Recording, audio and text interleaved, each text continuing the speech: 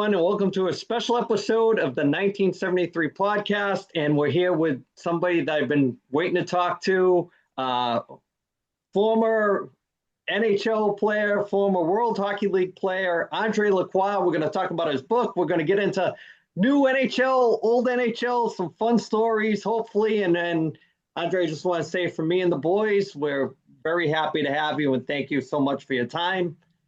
And we're going to get right into it. Now, how did it all start? A young guy from Quebec to the World Hockey League. How did it all start? Well, it all started because, I'm the youngest of 14 kids, okay? 7 boys, 7 girls. I'm the baby, okay? And I never played indoor hockey. I'm the only one in the family that played hockey. And I never played indoor hockey until I was 13 years old. We didn't have indoor rinks. And the first time I played indoor hockey, I hated it because I couldn't breathe. I was so used to play outside.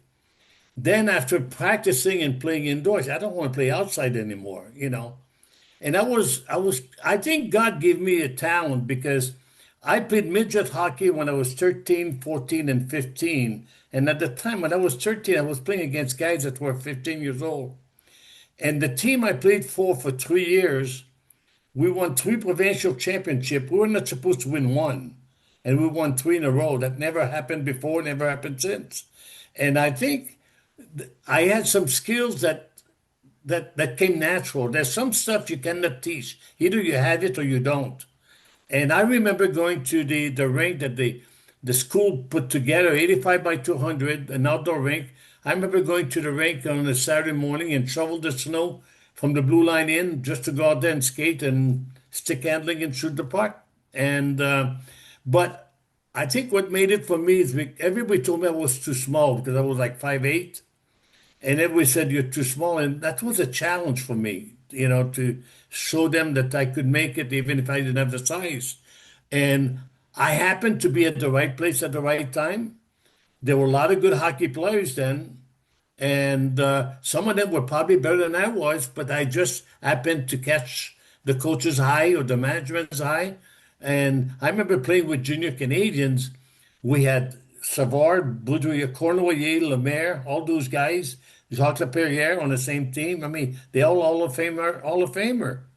And everybody had good teams then. And I think that even when I was playing, I was still fighting for a job every year. Even if I had success at every level, but you couldn't take it for granted because every year you were afraid that somebody might come in and take your job.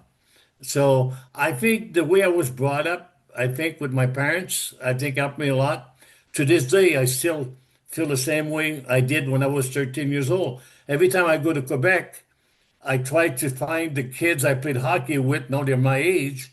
I try to find the kids I played with, midget. I don't want them to find me. I want to find them because those were the best years of my hockey career.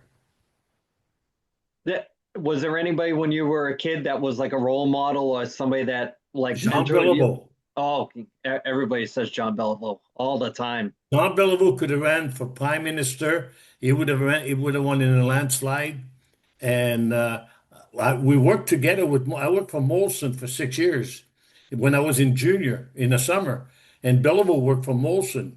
And I don't know if you knew that, Andrew, but when Beliveau was playing for the Quebec Aces, I believe the Canadian at the time, they owned by Molson, they paid Quebec like $100,000, which was a ton of money, to get Beliveau's rights because his rights were owned by Quebec.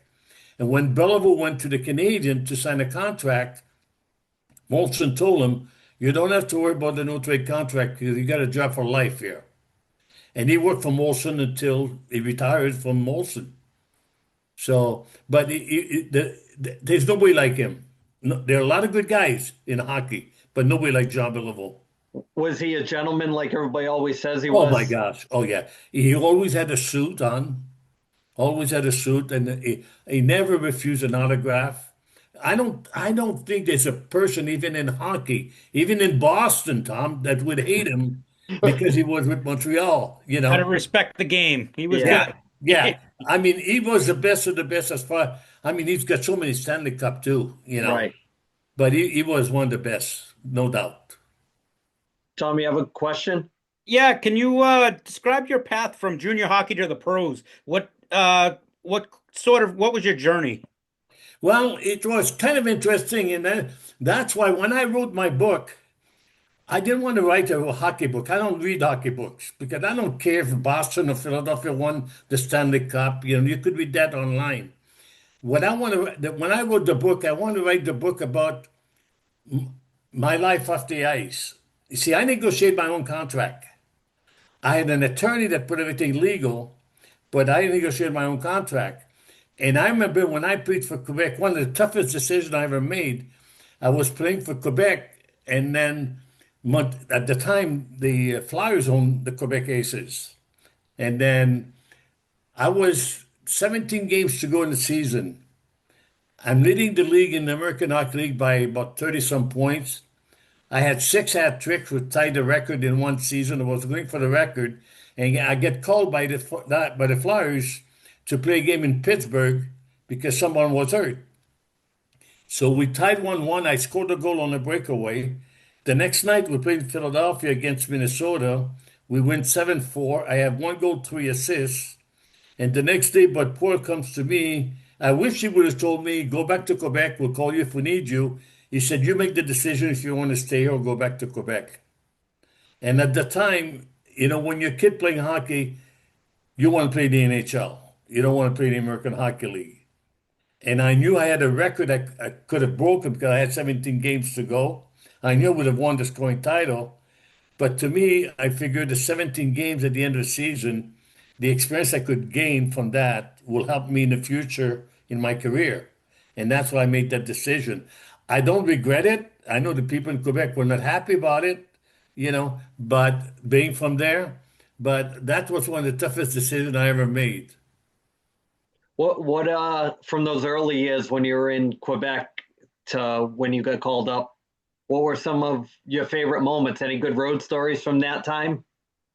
Well, don't forget, times have changed because I tell people when I played Quebec, my first year I made $3,500. Okay, and I had a great season. And the owner came to me the second day and said, "You had such a good season, we'll give you a raise. You can make $4,000." Hmm. You know, and in those days, we only had one trainer. Okay, so every time we went on the road, Quebec was the only team in Canada. So we traveled by bus all the time. So if we came and played in Pittsburgh, we'd leave on Monday morning, stop in Buffalo Monday night, sleep in Buffalo, get up the next morning, go to Pittsburgh, play the game. After the game, go and sleep on a highway somewhere on a motel on the highway to go to our next game in Rochester, whatever it was. So and then every city we went to on the road, we went to the rink with the bus and the trainer because we didn't want the trainer to take all the bags out by himself. So we went and helped him out all the time to unpack the bags and everything. And today they have like each player have two or three guys to take care of that. But nobody minded because that's the way we grew up. That's the way we were brought up. So, but there were a lot of good times. I would say I don't remember any bad times in American Hockey League because I love to play hockey so much, and my goal was to play the NHL. I gave everything I could basically to concentrate on the game. Ed, do you have a question for Andre? I do. Andre, what did you do in your off season? When as you were kind of transitioning into the American Hockey League into the NHL. But what were you doing in your off season as far as what did you do for a job and what did you do for like a weightlifting program and that type of thing to kind of so you can compete? See, Jean Bellevue is the reason I went with Molson. I played junior in Peterborough for the Petes. My wingers were Danny Grant and Mickey Redmond. And then in the summer, I was like 17, 18 years old. In the summer, I went back home outside of Quebec. And a friend of mine who worked for Molson came to me and he said, "Do you want a summer job?" I said, "Are you kidding me? I would love to." So he gave me a job. I was working on a truck with Molson. I get up, I was at work at 7 o'clock in the morning, and we would go deliver beer to all the stores and the bars and everything. And talk about getting in shape. You carry cases of beer down the basement and carrying the empty up. And after 3 years, they said to me, "We want to give you a promotion." I said, "Why? I love my job." They said, we want to give you an open expense account and you're going to go to all the bars and buy beer to everybody. I said, oh, shoot, you know. And so, and I was not a big drinker. I mean, after a game, I would drink two beers in about 30 seconds, you know. But in the summer, I would go to a bar and then buy everybody. If you drank a Labatt, I bought you a Labatt. I said, maybe you'll feel guilty. Next time you'll drink a Molson, you know. And then as soon as I left the bar, people kind of knew what I was doing and they would follow me. And they would get to the bar where I went and they said, oh, I didn't know you were going to be here. You know, they were looking for another free beer. So I did that for 3 years. And I loved it, but I loved my first job much better because it kept me in shape. But you know, the difference today, Tom, compared to when I played, we went to training camp to get in shape. Today they go to training camp in shape. Okay. If they would have checked our body fat when I played, none of us would have made it, to be honest with you. Because it was, we went there. I had to go because I played at 172 pounds, 168 to 172. If I was 174, I could tell without getting on the scale because I could feel it. And I remember going to camp at least 5, 7 pounds over my limit because I said otherwise I don't want to be down to 165. I'll be too, you know, because I used to lose probably 5, 6 pounds a game. Then I have about 4 or 5 beers after the game, and then you get it back, you know. But all of us were the same way. We didn't train like they do now. They train year round. Oh my gosh, we would never made it if we did that, you know. And the only time I trained was in August before training camp. I would go on the beach and I would go near the water and I would run in the edge of the water in the soft sand to get my legs ready. But it's not like being on the ice. You could be in great shape, but you're not in hockey shape. And every hockey player takes, it, I would say, it takes us about a week to 2 weeks to get our hockey legs back in. Doesn't matter how good of a shape you're in. So, Andre, tell us how you transitioned just from playing in the NHL to the World Hockey League. That was an easy decision for me. The reason it was an easy decision is because I was playing with the Blackhawks. I was not happy there. And the reason I was not happy because they wouldn't let me play my game. They brought me to Chicago. When they traded for me to go to Chicago, they wanted me to play with Bobby Hall. And Bobby, great player, but the most difficult player to play with because he's all over the ice. So when I got to Chicago, everybody I played with, the wingers, everybody got at least 30 to 35 goals each because that's what I was a center and I'd rather have an assist than a goal. And then what happened was everybody knew, the other team knew that I was going to feed Bobby. So they said, forget Hall, just watch Lacroix, you know. So what happened was I was on my last year of my contract in Chicago. I was making $31,000 a year in 1973, 72, 70, 71, sorry. And then I get a phone call from an attorney from Philadelphia. He said, Andre, he said, you don't know me. He said, I watched you play with the Flyers for 3 years. He said, I got a franchise in the WHA in Philadelphia. I want you to come back here. He says, I have no idea what you're making, but he says, I'll double your salary and give you a 5 year deal. I said, I'm gone. I'm gone. And in those days, because I came from the NHL, you kind of wrote your own contract in some ways where you could demand a lot of like a no trade, for example. And I had also, if the team is sold or if the team moved, I became a free agent, all that stuff. So what happened was the team didn't last in Philadelphia, moved to Vancouver. So I became a free agent. So I said, where do I go now? And every place I played, I thought it was going to be my last move. And then I went to New York, played, I got a raise going to New York because I had just won the scoring title in the WHA. So I went to New York and I get a phone call from the owner. He said, Andres, I want you to come to the office. I need to talk to you. I said, okay. So I go to the office at the time. I bring my wife with me and I walk in the office. I see these two gorgeous girls in the office. Okay. And the owner said, they want to take you out to lunch. He said, my secretaries will take your wife out to lunch. I said, that sounds good to me, you know. So we go to lunch, and this is the year, I think it was 1975, maybe. No, 1973, I think. Is that there's a new magazine that came out called Viva, okay? And Viva was trying to compete with Playboy, okay? But for men, for women, okay? So I go to lunch with the two girls, gorgeous girls, and they said they used to be centerfold for Penthouse. Okay, so they said we would like you to be in our second edition, centerfold for our second edition. And I let them talk, and they said we'll pick you up, we'll send limousine to pick you up, we'll take pictures in the shower, in the shade, and all that stuff. I let them talk, and then they said, "How does that sound?" I said, "I'm not interested." And they said, "Why not?" I said, "Well, first of all, I come from a Catholic family. I have a brother's a priest." And I said, "I would never do anything to make my parents mad at me. I would never do that."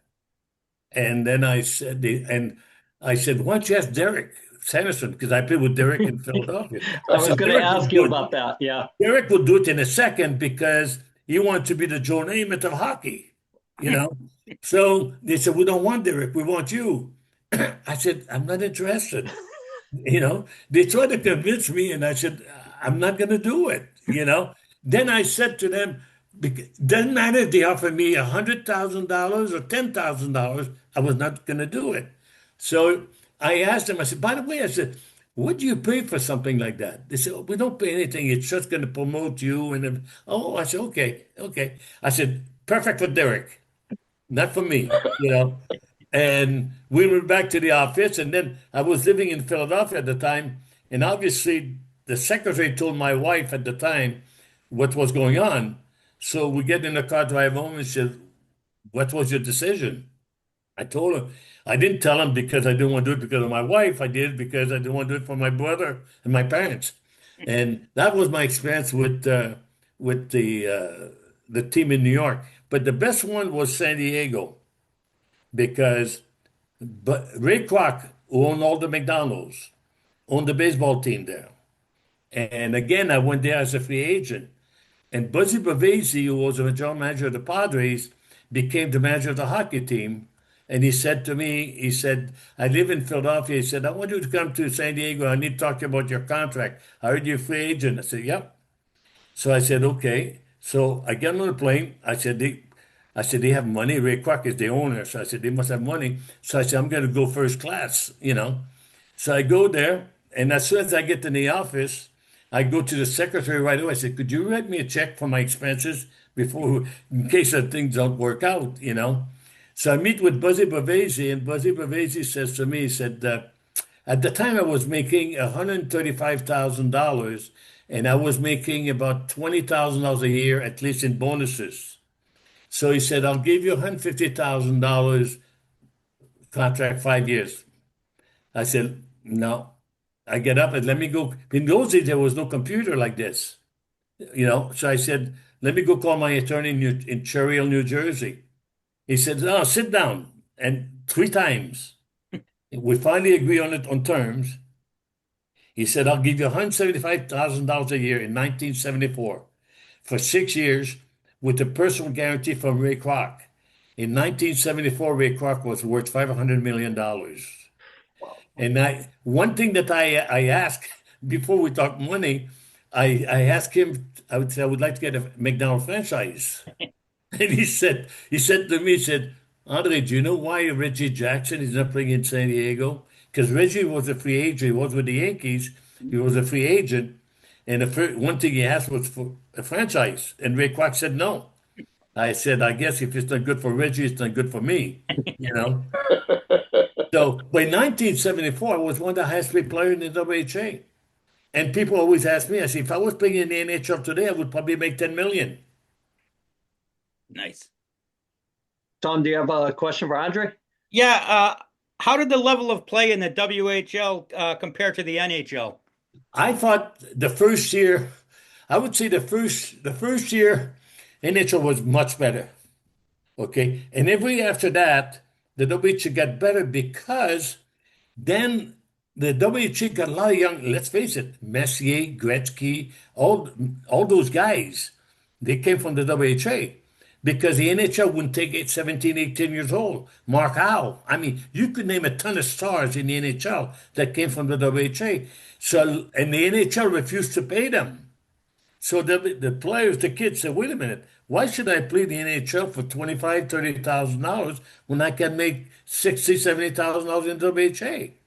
And I would say at the end of the WHA was pretty equal with the NHL. Because the WHA offered the NHL to play a series, two winners, and the NHL said no. Okay, so I thought that the WHA did a good job, and I think the WHA was good for the players, was good for the coaches. A lot of guys, let's face it, Andrew knows that the years that the Flyers won the Cup, the 2 years, a lot of these guys, if it was not for the WHA, they would be in Quebec City playing in the American Hockey League. Okay, because we opened doors to a lot of kids, a lot more teams. Yep. You know, so that made a big difference. When you were leading the WHA in scoring, you did it multiple times. And why do you think it was easier to dominate in the WHA for you? Well, because I could play my game, and also I had great wingers. You can't be successful unless you have great wingers if you're center. And I tell people one of my biggest accomplishments, I think, in hockey, beside the 3 years midget, is I said, wouldn't that be something if I could get 100 assists in one season? Because if you get 100 assists in one season, it's like someone batting for 400 in baseball, really. So 1 year in San Diego, the second time I won the scoring title, I end up with 41 goals and 106 assists. And there's only, I think, 5 of us in pro hockey altogether that ever had at least 100 assists in one season. No more than that.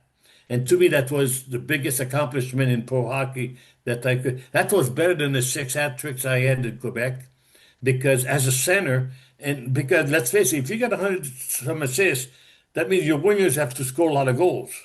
That means I'm doing my job. Exactly. Yeah. Ed, a question for Andre? Sure, Andre, what was your favorite building to play in where, like you felt that the crowd was either right on top of you or just the electricity in the building when you stepped out on the ice and you just felt it? What was your favorite building to play in? You see, that my favorite building, I had a lot of success in Maple Leaf Gardens. Not because of crowd. I had success in junior when I played for the Petes and had success. I scored my first hat trick against Toronto. And for some reason, I like the Maple Leaf Gardens. I don't know if it's the ice or, the thing is, when you walk in the old building, like Maple Leaf Garden in Montreal Forum, you see all those pictures of all the players, that means something, And I used to go there early and walk around just to look at all those pictures. But I would say the Maple Leaf Gardens and the Coliseum in Quebec City. Those were my favorite place to play hockey. And the worst place was basically Boston. You know why? Because Boston, there was no room between the blue lines. Right. Yeah. I mean, because in those days there was a red line. Mm-hmm. So not like today. So there was so many two-line paths because there was no room to move the puck. I'm telling you, Boston would do anything to win. even cheat a little bit, right? That's right, exactly. Well, you know what happened about cheating? When Scotty Bowman was coaching St. Louis, what he did behind the bench is the coach stand behind the bench. So he had something built behind the bench so he would be a little higher, but he didn't do it on the visiting team. The visiting coach, you could hardly see him sometimes. The guys were too big. You couldn't see the coach behind the bench, but Scotty Bowman put a plate in the back of the bench so he could be higher. That's too funny. Andre, you think you could adjust your camera a little bit so we could see more of your face? Okay, how do I do that? Just tilt it a little bit down a little bit. There we go. Perfect. Oh, perfect. Perfect. Now we get to see the whole you. So I'm going to get all the girls now. Well, you don't want to rewind that answer and answer it now about your proposition in New York? You want to go back and take that now? You like stories. I'll tell you a story when I was with the Flyers. One, one of the worst coaches I ever had, I think, in hockey was Vic Stasiak with the Flyers because didn't matter if you win or lose, he always had something negative to say. So we play a game in Minnesota. Every time we played away on Saturday and home on Sunday, he wouldn't let us go home on after the game. He made us stay at the motel near the airport in Philadelphia, so we could go to the game together. And in the morning of the game, he would bring us in the room and show us the film of the game before. Didn't matter if you win or lose. Boring. Okay, so one day he comes in and he said he puts the TV there and he's got everything set up. He said, I have to go out. I'll be right back. So as he goes out, Dougie Favell goes and he unplugged the thing. Okay. So he comes back in. He tries to turn it on. He never looked to see if the was plugged or not. He tried to turn it on. It doesn't work. Okay. And then Jimmy Johnson was playing for us at the time. And Jimmy was mad at him because he didn't play him that much in Minnesota. So when we came back to Philadelphia, there was a bar in New Jersey, you might know, Andrew, called the Rexy's. And then we always went there after the game. And the bar was owned by two guys that played football, I guess. So Jimmy went to the bar, okay, and he was not at the meeting the next day.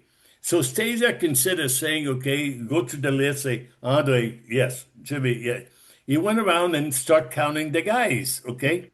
As soon as Jimmy wasn't there.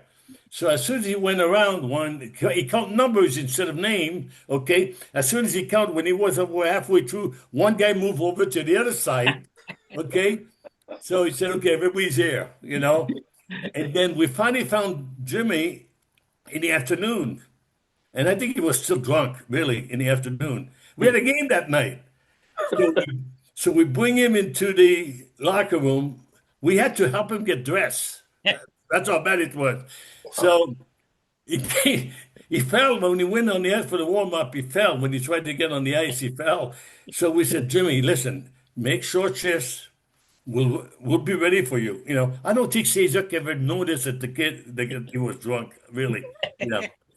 But you couldn't do that today. No. Especially with social media and all the stuff that gets out, there's camera everywhere. Yeah, exactly. Right. Yeah, right. Yeah. Now, yeah. before I ask you another question, I got to ask you one question about one of my favorite all-time players. I've met him a bunch of times, and he's in that. For me, he's in that John Beliveau status. Bernie Parent. You got to have a good Bernie Parent story. Bernie, I'm going to see him, as a matter of fact, when I go to Philadelphia. And also, Bernie spends a lot of time in Cape May, New Jersey, on his boat. And I'm going to Cape May in the weekend, I think the week of July 17th, something like that. And I'm going to see him then as well. And Bernie, when the Flyers won the Cup, Bernie and Clark got all the credit, okay? Bernie deserved more credit than Clark, okay? And also, the defense deserved more credit than the rest of them, okay? I mean, Eddie Van Imp, we were partners in the ice rink in Philadelphia, and Phil Esposito hated Eddie because Eddie just killed him. Eddie was the dirtiest hockey player that you ever see, okay? And during the year, he couldn't get to Phil Esposito because Bobby always found a way to find Phil and put the puck in the net. It took Eddie like so many games, and he finally got to him in the playoff, because then he got Phil mad, and Phil turned around and got a penalty. And Eddie says, I got to him. And Bernie is what I call, like, in practice, if you score to him in practice, the second guy couldn't come in. He had to figure out why we scored. That's how good he was. But if you ask Bernie to move the puck to the blue line, he couldn't reach the blue line. That's not his job. Bernie was there to stop the puck. Bernie, I know he's in the Hall of Fame, but I don't think Bernie talks enough about how good he was, to be honest with you. He's not just a personal friend of mine. I went to Philadelphia a couple of times, the last 5, 7 years, and he and I would sign autograph at the same place together. And every time we see each other, we hug each other, we cry. We're so happy to see each other. We might see each other for once every 5 years at the most, but we have a lot of respect for each other. And when you see Bernie, it's like Joe Watson. He's genuine, nice person. What you see is what you get. Ed, do you have a question for Andre? I was just gonna say, who was somebody that when you first stepped out on the ice and you saw him out there, you're like, this person is gonna be special. Like if you saw him like if they came up for a couple of games or as their rookie year, who would you say that you saw that you'd like, this kid's just gonna be special? Well, to me, if he would have played longer, Mario Lemieux would have been the best hockey player in the world. And yeah, size. Yeah, I mean, let's face it, Mario Lemieux is the only player in the whole world that scored 5 goals 5 different ways. Mhm. Shorthanded, break, you name it. 5 goals in the game, different ways. Not never heard of it. But he was tired of being hooked and everything else. I don't need this shit. Forget it. I'm out. You know. And but now you see, people always ask me who was the best hockey player in the NH. Who's the greatest hockey player? Okay. And to me, I look at Gordie Howe because Gordie Howe played with 6 teams. Gordie Howe had to fight his way, and all the goals he scored with 6 teams was unbelievable. Okay, but to me, I look at Gordie the best in his era. Bobby Orr was by far the best in his. Okay, then you got Gretzky, and McDavid would probably outdo all of them. To be honest with you, I mean, the guy's a beauty to watch. I mean, he's got everything. And so I think there are a lot of good players in NHL, but there are not too many great ones. And that's why, you look at how or Gretzky, McDavid, and I think McKinnon is a step behind McDavid, I think, you know. So to me, that's the way I look at it. I look at the younger kids and I look at Bedard, for example, in Chicago. He had a great year the first year, but since then, but he doesn't have the support. He doesn't have, you're as good as your team. If McDavid didn't have the team behind him, it would be good, but it wouldn't be great. And that's a problem with hockey today, I think. I think that they don't the kids are coming up too soon in the NHL, they're not ready. And they come in with bad habits. And because I don't watch much hockey to be honest with you, because the reason is if I made the mistake that some of these guys make, I would be sent down to minors. you know. And so there's some good hockey players. And the reason I feel like I'm not a big fan of the coaches and the managers because look at Toronto. They spent 40 million on 4 guys. Yeah. Look what that got them. Now they're screwed. Hmm. Okay. Now they're probably gonna lose Marner. I'm sure they will because I don't think he's happy to play there. You know. But then they can't trade the other guys. They make too much money. So all the teams, when somebody has a great season, we need to keep him. We need to pay him to keep him. Biggest mistake. I tell people, I used to play with Blaine Stoughton, great goal scorer. And Blaine would have like a 3-year contract. He would score like maybe 25 goals. And the last year of his contract, he would score 40. I said, why don't you give him a 1-year contract every year? Hmm. That kind of thing. But now they try to protect their investment, but I only see one good thing with the NHL. It's the salary cap. Yep. That's the only good thing about the NHL. Everything else sucks. The referees are awful. You know, I mean, it seems sometimes that the referees are making decisions and how the game is going, or the NHL is telling them to. How can a guy from what's his name, Nurse? How can he not be suspended for what he did? Hmm. And did he get 2 minutes? I don't even know if he got a penalty. I mean, that's Well, awful. So I think hockey's going in the wrong direction as far as that's concerned. I have a question, Andre. Who was, in your opinion, the toughest opponent you ever faced? As far as like to play against, Yeah. that's a very good question. I played against a lot of good players, and I always look at who was the best centerman I ever played against. That's the way I look at it. And because like I always look at say, who was I having problem getting face off from? That kind of thing. And Esposito was unbelievable on face-off. He was not a great skater. I was not a great skater either. But Phil had Bobby to feed him. You know, um, so I would say Phil Esposito as far as playing against because he was big, okay, and we have about the same speed. The two of us. Uh, and we both play the same type of game, playmaking, making the wingers look good. I would say mostly in Boston again because the rink is so freaking small. You know, How the about only good thing with the only good thing about the old garden was the organist, Yeah. classic, just like classic, Chicago. right? Toughest goalie that you ever faced. Jerry Cheevers. So I'm surprised with that one. No, the reason Jerry Cheever is because he was one of the first goalie to come out with the poke check. Okay. And Gotcha. Jerry Cheevers was never afraid to come out of his crease to come and challenge you. Jerry knew if he had 50% chance to beat you to the puck, he would come 15, 20 feet and he would beat you. And also, he didn't miss the puck either. He knew exactly. That's why I figured that Jerry Cheevers was the toughest goalie I ever played against me. That's one of the reasons. Besides that, he was in a nice way, he was kind of dirty too. If you come in across a check, he was not afraid to, you know, hit you behind the legs, that kind of thing. So I would say the toughest goalie I ever played against was Jerry Cheevers. Tom, you have another Andre question? Yeah. Out of all your line mates that you've had throughout your career, who do you think you had the best on ice chemistry with? Danny Lawson, when I was with the Blazers in Philadelphia, he scored 74 goals, I think, with me. The first year when I won the scoring title.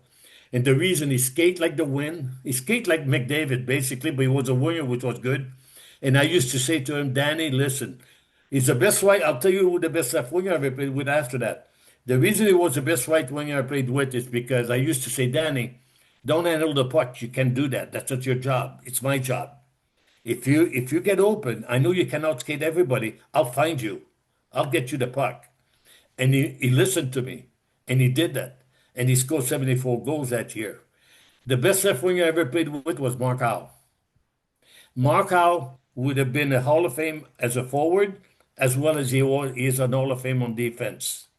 He's on, and the thing is, he didn't want the recognition. He didn't want people to say, "Oh, that's Gordy's son." He wanted to be Mark. Mark just wanted to play hockey. He didn't want the publicity. He just wanted to be left alone. But I would say he's the best left winger I ever played with. Unbelievable. Ed, question for Andre. Well, tell us what got you to write your book. What got me to? I've been thinking. It's a good question too. You get that's a good question. Thank Uh, you. I've been thinking about. No, seriously, I've been thinking about that for. I was thinking about that for a long time.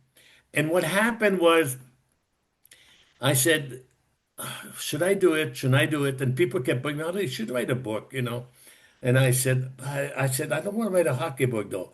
So when I moved to Cleveland, I used to go for coffee in the morning and I would start writing notes down. Then I had a couple guys that said, I want to help you out. I said, okay. So I didn't want someone to write it for me. I wanted to write it. And what I did, I had a woman, and I'll tell you the story. Before I get to the woman, is a guy came to me, he's an attorney, and he said, Andre, I've got a lot of time. I've been a big hockey fan. I would love to write. So he started writing the book, and then I'm looking at it, and it said, it was him writing the book, not me. He would say, Andre said this, Andre said that. I said, no, no, no. I want to say to the people what I want people that read the book that know me and say, that's Andre. And then he had one chapter on Gilbert Perrault because he's from Buffalo. I said, people couldn't care less about Gilbert Perrault. They want to hear about me, you know? And then I go get my hair cut, and the woman give me she said, Andre, you need to go talk to Margaret. I said, who's Margaret? She said, she helped people with writing books and stuff. And I said, yeah. I said, they all say that, you know. So I said, okay. So I talked to Margaret and I said, we got along very well. We met for an hour a week and I would tell her my story and then she would give it back to me and I would look at it, you know, and that looked good. So we spent probably 4 or 5 months together writing the book, you know, but it's all me writing the book. She just made everything professional in the book. And what I did, I wrote the book in French as well for people in Quebec. I said, people in Quebec will probably wonder, why don't you write it in French? So before they asked me, I decided to write it in French for the people in Quebec. And the book, the thing that I like about the book is because I talk about my years at midget. I talk about from the time I played hockey, my family did a lot of pictures.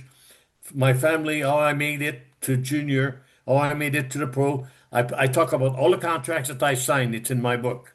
I talk about that because nobody wants to talk about that. I said, why not? So I talk about all personal stuff basically because I said it's got my stats, but that's it. I don't talk about like we won the championship or whatever it is. I said people can look online and find all that stuff. I said I want to write a personal book so people could say okay. So people that read the book they say, Andre, I've known you for a long time and I could tell it's really you. I said that's great. Andre, now where can people buy your book just so that They can buy it on Amazon, and then if they messenger me, then if they want buy it from me, I could personalize it. They could do that as well. And then what I'm going to do when I go to Philadelphia in a couple of weeks, I'm going to talk to Billy Clement and ask them. I would like to come to Philly next year during one of the Flyers game and sell my book there. Nice. That's Nice. what I would like to do. I But believe no. Joe Watson did that recently, didn't he? Oh yeah, Joe, Joe, yeah. Joe did it about 3 or 4 times. He's great. I've met him a few Joe, times. Joe is Joe is a great friend of mine. One of the best. Yeah. And I don't know if you know the story when Joe was playing for the Flyers. One time, Gene Hart interviewed him on TV after a game, and Joe is talking to him, and he's spitting on the ice as he's talking to him. That's Joe. That's Joe Watson. Yeah. He's Best great. guy. Best guy ever. So speaking of that, now Let's not talk about the Flyers anymore, okay? That's enough. all right, I'll dial it back a little bit. No, just kidding. I want to know friends that you still have that you played with, that you still made friendships with that still last to this day, other than Bernie Perrott that you already talked about. Well, a lot of guys I stay friends with, the difficult thing about we don't see each other because we all live in different locations. So we don't get a chance to see each other, to be honest with you. Okay? It's like I get a call like Brian Campbell. He and I played together with the Blazers and we played together with Chicago. He lives in Florida. He owned a bar for a long time. And then he owned a beautiful condo on the water in Florida. And he always said, Ali, if you want to come to Florida, there's an extra room. You're more than welcome, that kind of thing. And the reason this is another good question is because the relationship that I have with those guys, players that play today will never have a relationship with anybody they play with. They're too young, number one. They don't play as long as we did, okay? And they get traded. Today, they don't care what they play. They just want to make more money. So they don't keep relationship if they get traded because there's no use. I'm not going to see them anymore. But see, that's why like a lot of guys, not mostly WHA guys, I kept in touch with Kevin Morrison, who was my bodyguard in San Diego for many years when I played there. He used to come and visit me in Philadelphia in the summer. He called me Bull. He said, hey, Bull, he said, are you going to have any beer or do I have to bring my own? I said, bring your own. That kind of, I mean, and Marco and I are still very good friends. But Gordy and I, we were good friends with the Whalers when we played together for the Whalers because there was Donnie McKenzie and Dave Keon, and Gordy and I were the four oldest players. When we're on the road, Johnny and David like to go out for a drink. Gordy and I like to go out for a meal. And after the meal, Gordy would say, let's go by the bar to see if the boys are there. He was always checking on Mark and Marty. And then we'll stop by and then go home, go back to the hotel. But I keep in touch with a lot of guys. But again, it's through email, through Facebook. because we all live in different places. Tom, do you have another question for Andre? Yeah, I've seen looking trying to get some stuff for the interview. You've done a lot of work with the youth hockey and development. What motivated that passion to help and to bring up the youth? The way I grew up, to be honest, I want to give back, what I could. And I think one of the best thing I did, one of the good things I did after my career, it's in the book. I started the André Lacroix Foundation for Giving. And the reason I started that, because when I was in Hartford, I used to raise a lot of money for Children Cancer Fund. And there was a big store in Hartford called G Fox, and that was owned by the May Company. And the chairman of the board of the G Fox and I were on the board of Yukon Health Center. And every year they would have a board meeting, would go for dinner there and have dinner. And then we had a steak dinner and everything else. And say, any question? I raised my hand. I said, I have a question. I said, who's paying for this dinner? And they said, well, it's the money we raise, that kind of stuff. So I look at Jerry, my friend from the May Company. I said, I don't need a steak dinner to raise money. He said to me, why don't you start your own foundation? See, all my life, I always had a soft spot for people with disability. And that's why I started the André Lacroix Foundation, because they didn't know I was a hockey player, to be honest with you. And we would buy computer for the parents to be able to talk to them, because they could only talk to a computer. We had a family that needed a special van. We bought a van, and I had a lot of alumni games. We invite the people to the game and give them their gift. And there's not a single penny that went to anybody, because the May Company paid for everything. So 100% of the money raised went out. And that to me, that was the beautiful thing about it. And we used to have, every Tuesday night, we would have about 20 adults to come in, and we'd have like barbecue in the summer, and in the winter we had donut and coffee. And one night I had a red jacket. It was cold. I had a red jacket on, and one man came to me and said, "Are you a fireman?" Because he collect red with fire. I said, "Yep." He says, "Where's your fire truck?" I said, "I couldn't bring it tonight." So then I used to live in Avon, Connecticut. So I went to the fire department. I said, "Guys, you need to do me a favor. Next Tuesday night, you need to bring the fire truck over." And they did. So they brought a fire truck over, and we try to help the people also to find job in the restaurant. So that's one thing that I did. That I tried to do it when I moved, and then unless you have a big company behind you, you can't do that. That was one of the best things I ever done. Andre, I have a question about comparing your NHL versus the NHL now. What's the biggest differences that you see? And we were talking a little bit about it before we went on air, but I want you to have that. To me, that's an easy question to answer, because guys are bigger, faster, not as smart. Okay? The game, listen, hockey is a simple game. Coaches make it difficult. I don't watch hockey, to be honest, because it's boring to me. You know why it's boring? If you watch that every single team now, it's almost like every time a coach does something, 32 other teams do the same freaking thing.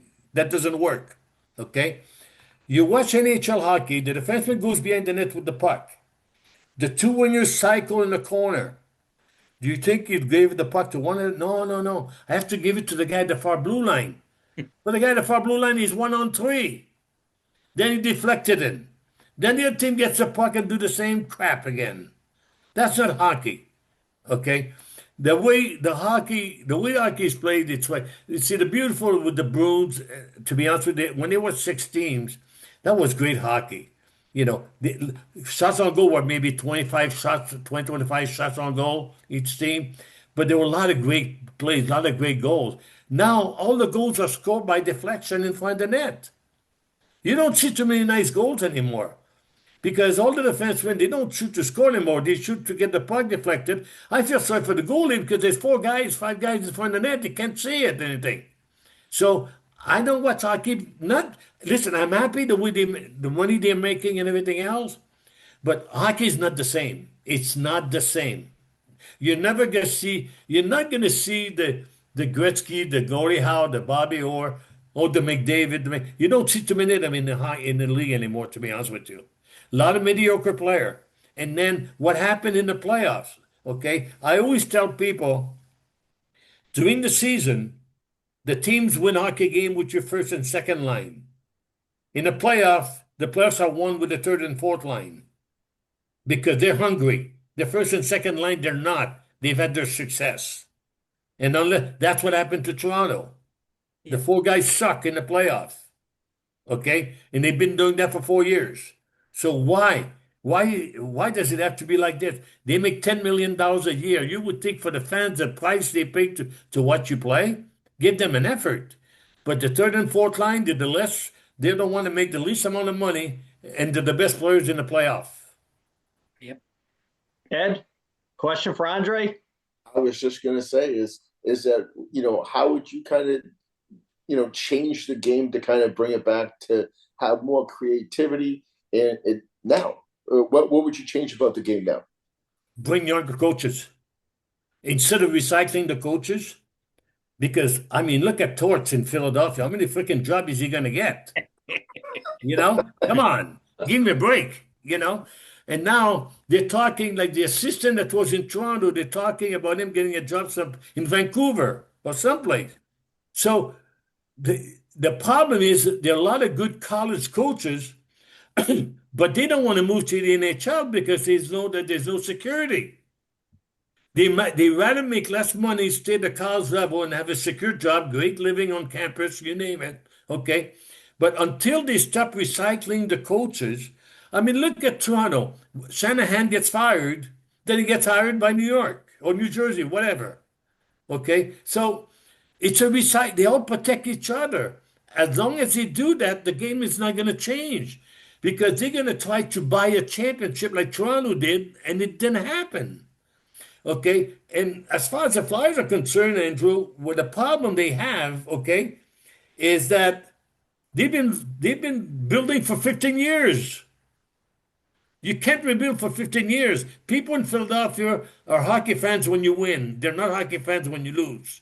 So the problem they have in Philadelphia, they could have 5 first-rounder, but you don't know what you're going to get. You need to get some good veterans, just like Edmonton.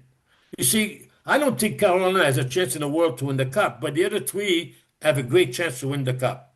Any one of those 3 could win the cup. But look at their lineup. They have a combination of veterans and good kids.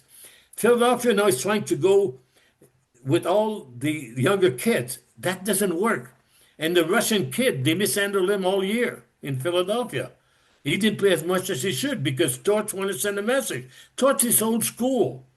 Let the kid play hockey, for crying out loud. So I think until they start to bring new blood into the coaching staff, not assistant, I'm talking about it as a coach, and the management, it's not going to work. Speaking of young players, is there a player in the league right now that reminds you of yourself? I would say Bedard. Because, see, Gretzky and I play the same type of game. Okay? They called me the magician when I played in San Diego. And the reason is because they knew that if you give me an inch, I'll put the puck there. And I never, as a center, because I used to watch Belleville when I was younger on TV every Wednesday night and Saturday night because we had hockey night in Canada. And I was a playmaker. I told you earlier, I'd rather make a good pass than score a goal. So every time I made a good pass, because at one time I was playing in San Diego and the report came to me, he said, "How did you see him there?" I said, "Because we talk, and he knew where to be he knew where I was going to put the puck, and that's how it works." So I would say Gretzky and I played the same type of hockey, and I think Bedard played the same type of hockey as Gretzky and I do. I wish he had more talent with him. Tom, do you have another question for Andre? Yeah, the last question that I have personally is, what do you want your legacy in hockey to be known as? I want people to remember me as somebody that went on the ice every single game and did everything I could to make sure the fans got their money worth for the game, to be honest with you. Because one of the reason I'm telling you, guys asked a lot of great questions. I'm telling you. One of the reason that I negotiated my own contract is because I want to have a relationship with the owners. The owners paid a lot of money. They didn't make money in those days. And I said, it's my job to try to produce on the ice, to help the owners, to get people into the building, to get, hopefully, to keep the team in the same place. Like, look at how many teams I played in the WHA, and I've never been traded. And every team I thought I would be there. So I want people to remember me that every place I played hockey, I did everything I could to help the team win a hockey game, bring the fans, and make sure the fans left the game and say that was a good game. We lost, but that was a good game. We gave all the efforts we could. Well, you're leaving a lasting impression on the guys on the podcast. It's been great. I got another question before we wrap up. Is there anything you would have done different? Looking back, if you could reflect right now, is there anything that you would have done different, or did you do everything that exactly the way you wanted to do it? I think I think I did everything the way I did it, and the reason I'll answer it this way.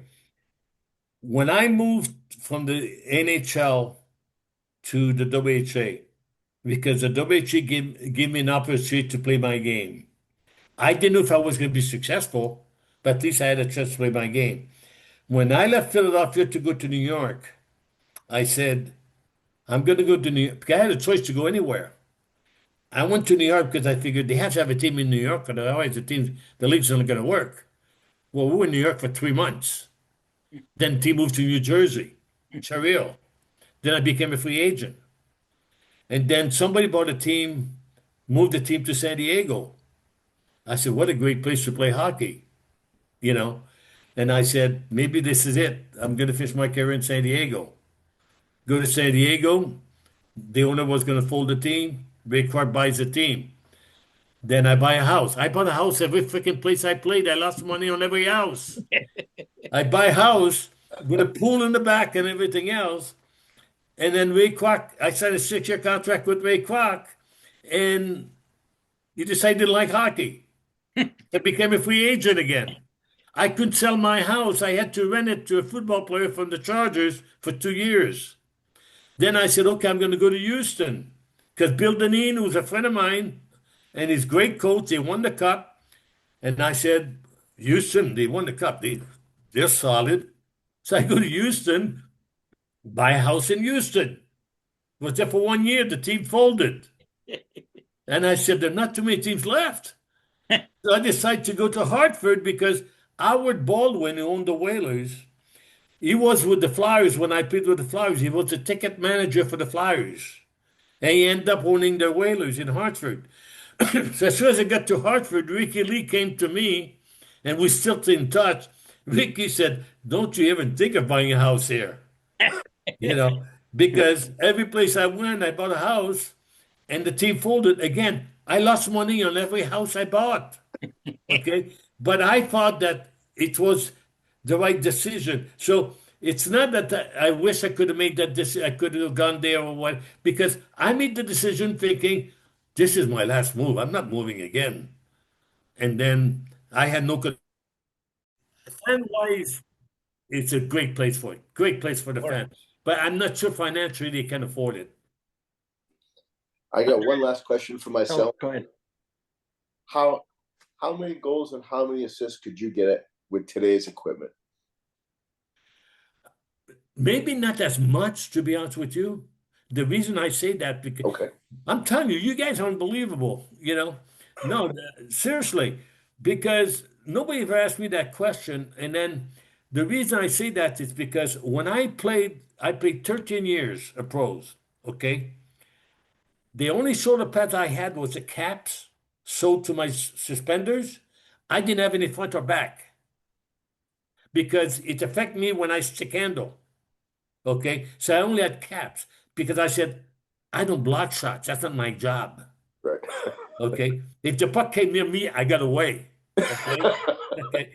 And then I tried to get the smallest shin guards I could. I tried to get everything to help me with my, I was, like I said, I was a good skater. I was not a great skater. So I didn't, to me, like, the shoulder pads that they wear now, it's like football things, basically. I don't think I could have the success I had because I would be so strained as far as what to do, I wouldn't be able to move, to be honest with you. So to be honest with you, I'm glad I played when I did because, and I'm happy with all the money they make today.